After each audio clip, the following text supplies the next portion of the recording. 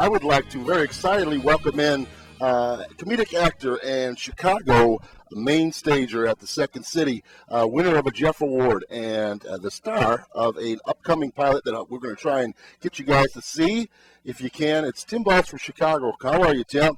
Good. How you doing, Ron? Real good. Good. Did you survive the weather last night, I see?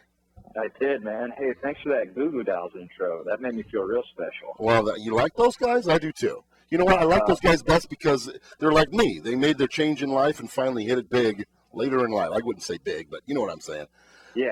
I had no idea that. I mean, those guys for me, when I was in high school, they were massive, man. I mean, you just turned on the radio whenever you were cruising. I grew up in Joliet, so it wasn't a ton to do there if you were under 18, unless you wanted to just cruise around and burn gasoline. We did the same thing out here in Northwest Indiana. We had, our little car hops and we'd just drive around singing songs on the radio with our friends and looking for girls. There's a lot of Northwest Indiana in Joliet, and vice versa. I was thinking that now that I know that you're from there. I was going to ask you that. I mean, you and I sort of traveling similar distances to get to the place we love, and that's the north side of Chicago. Tim Baltz is near the top right. He sits atop the mountain, folks, with other people from his ensemble in the world of improv comedy. I've seen him perform. He's now for about 5-6 years myself, and it's always an enjoyable show. Tim, how long have you been performing in Chicago now? Oh, man, performing, I probably had my first show over 10 years ago, probably 11 years ago, something like that. And, we didn't come up to Chicago that much as a family. But whenever I did, I'd go see either a baseball game, Cubs Sox. Got lucky enough to go to a couple of Bears games. And then when I was 15, I went to Improv Olympic, which is now I.O., which is right by Wrigley Field, that improv comedy club, and that just blew my mind. And so that would have been 96, 97 or something like that. And as soon as I saw that, I knew, okay, I want to go to Chicago. And I ended up going to Loyola and started to take classes while I was in school there. And one thing led to another, got hooked up with some great people, started doing shows, taking more classes. So, yeah, it's been a little over 10 years, I guess. Well, excellent. Well, you certainly have polished your craft, Tim, and a lot of folks that, everybody that contacted me off the Facebook when I was promoting this interview, they're all pretty excited. Some of them are on the internet right now listening, so say hi. Hey, Internet.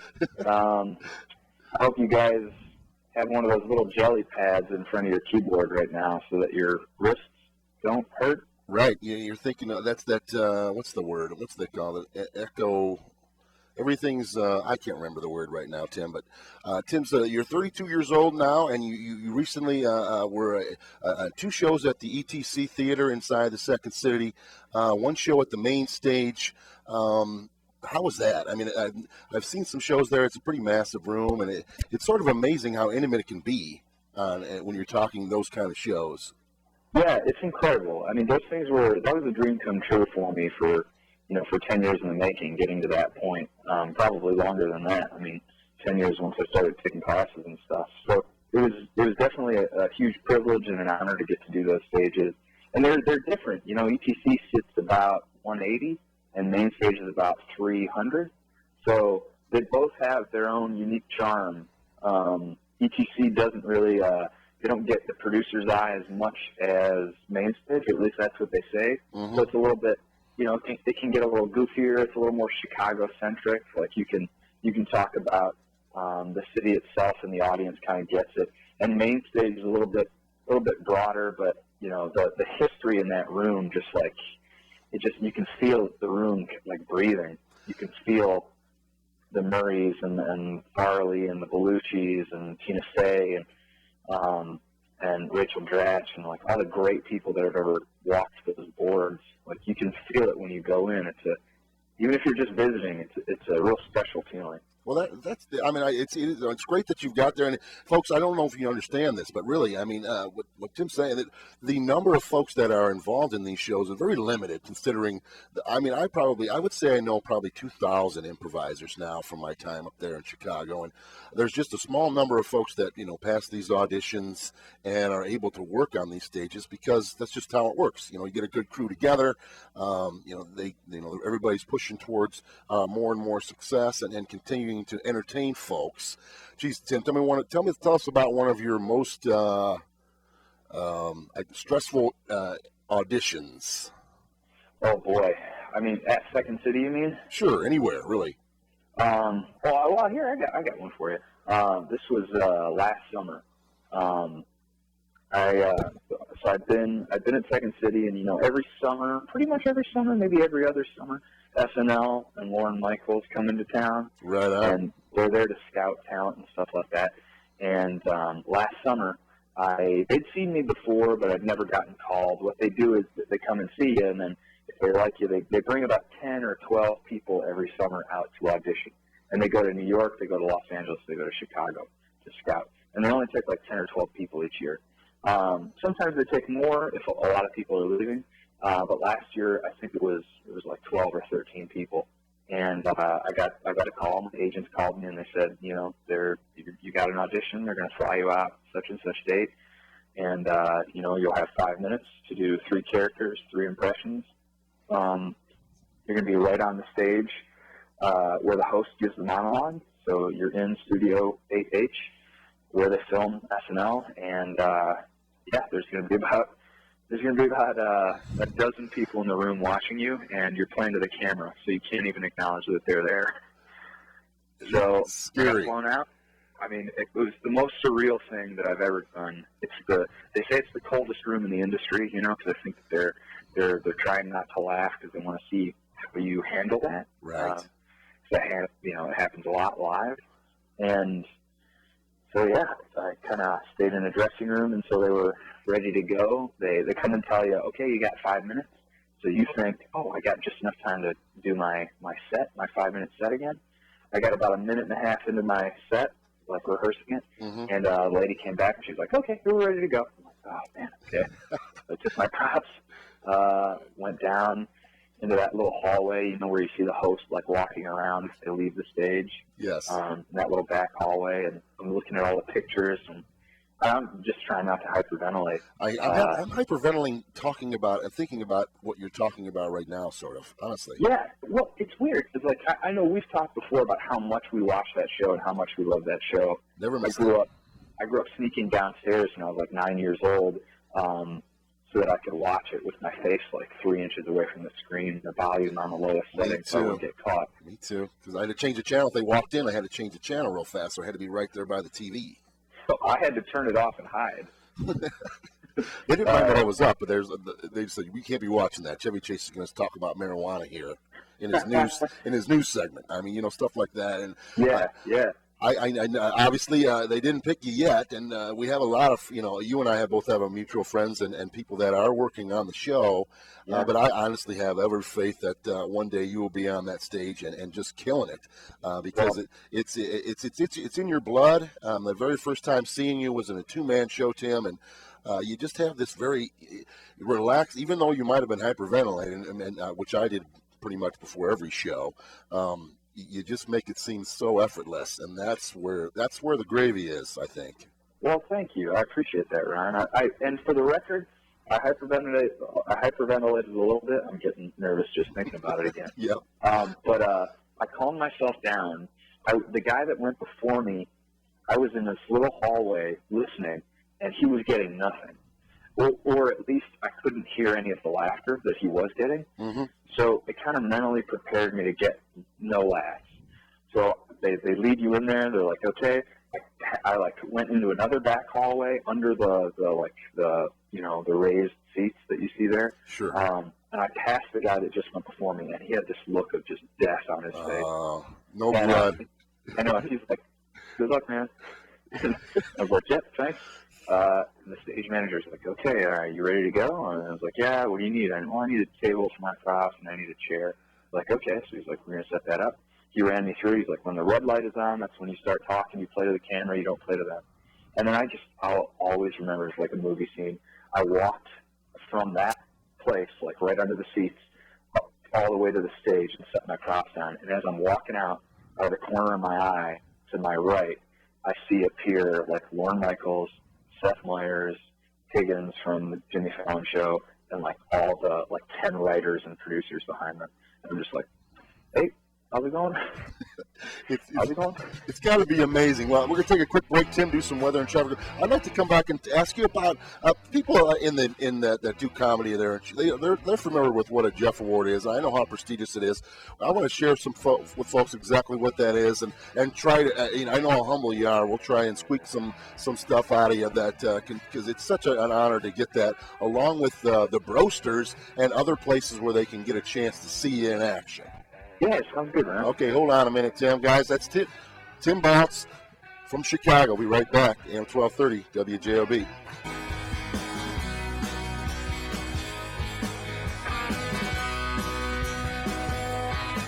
Sticking with the Goo Goo Dolls theme, since my guest enjoys it so much, we're welcoming back Tim Baltz, Chicago comedic actor and friend and all-around good guy. Tim, what year did a Jeff Award? How many Jeff Awards do they give out a year? Do you have any idea?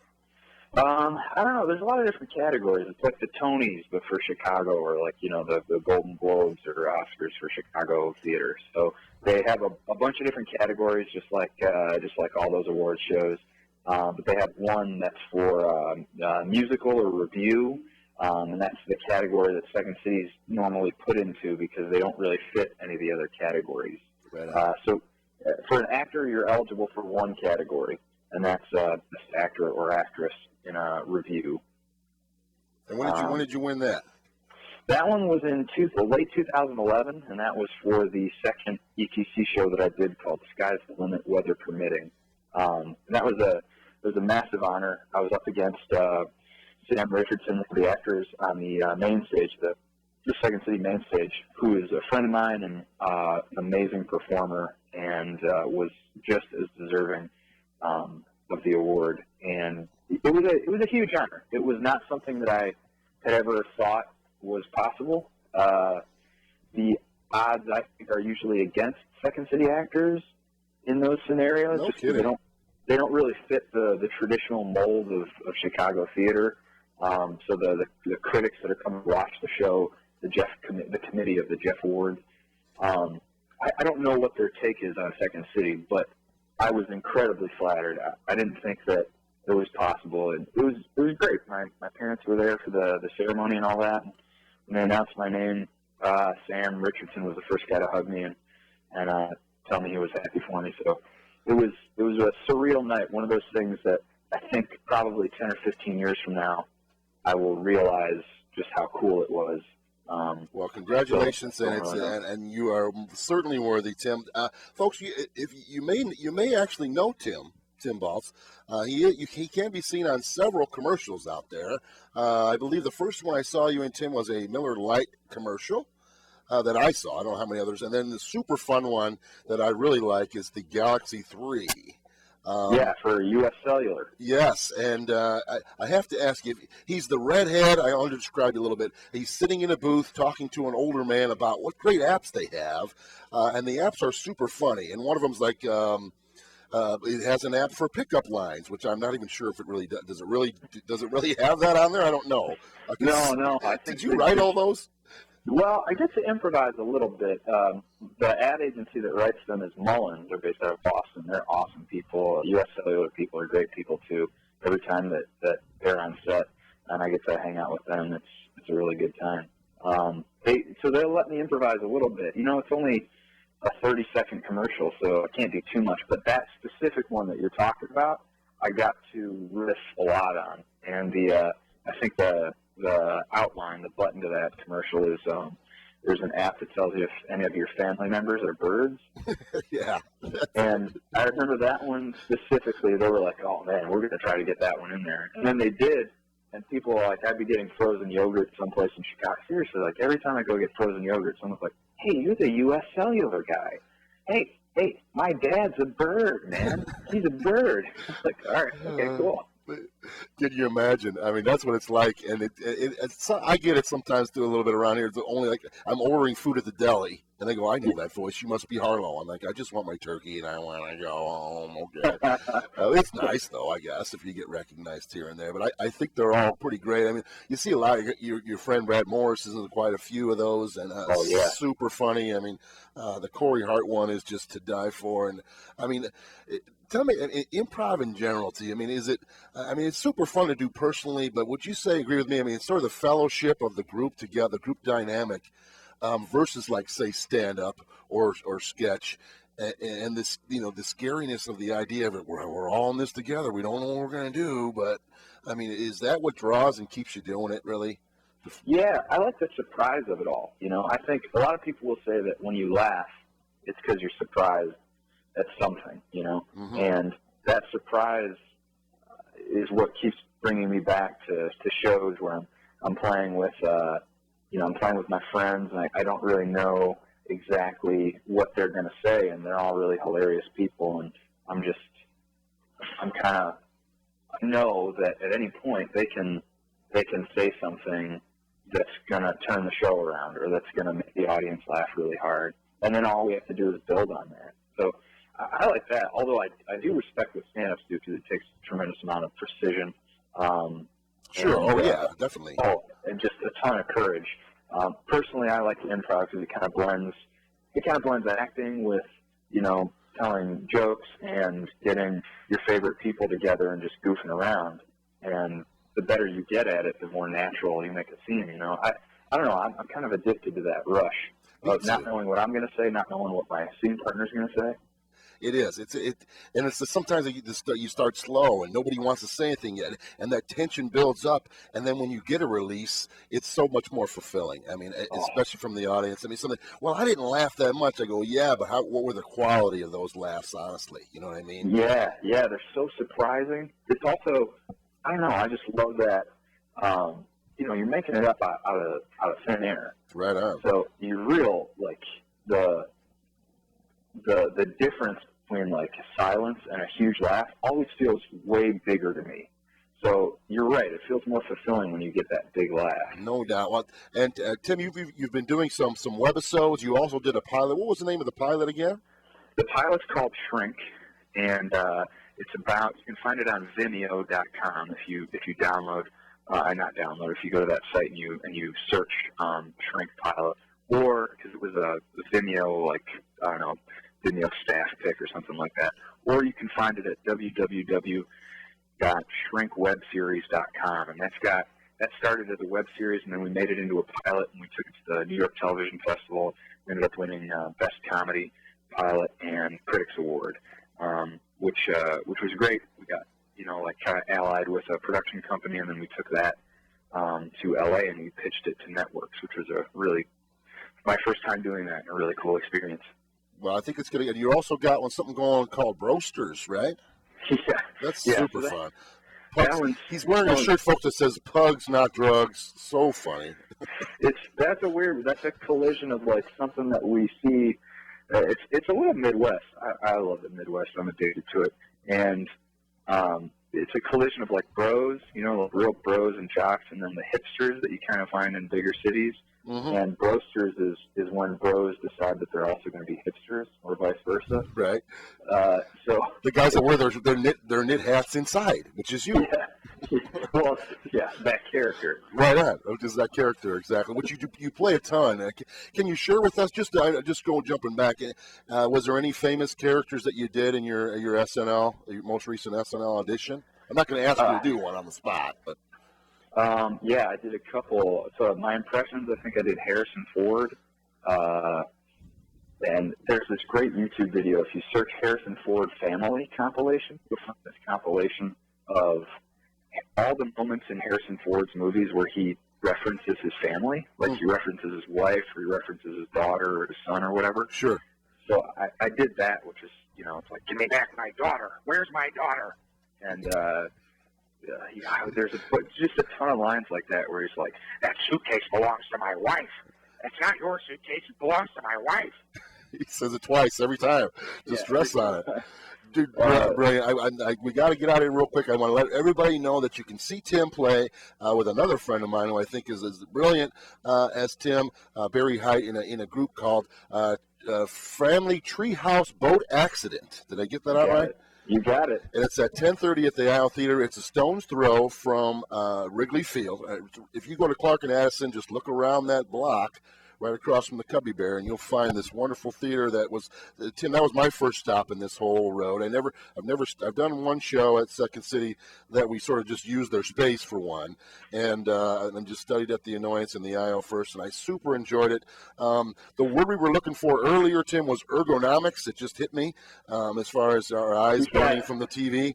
The last question I ask all my folks that I have from the comedy business, because I know how much they read, what book are you reading right now? Right now I'm reading this book called And Here's the Kicker. And it's conversations with 21 top humor writers on their craft. I literally just read that off the front page of it.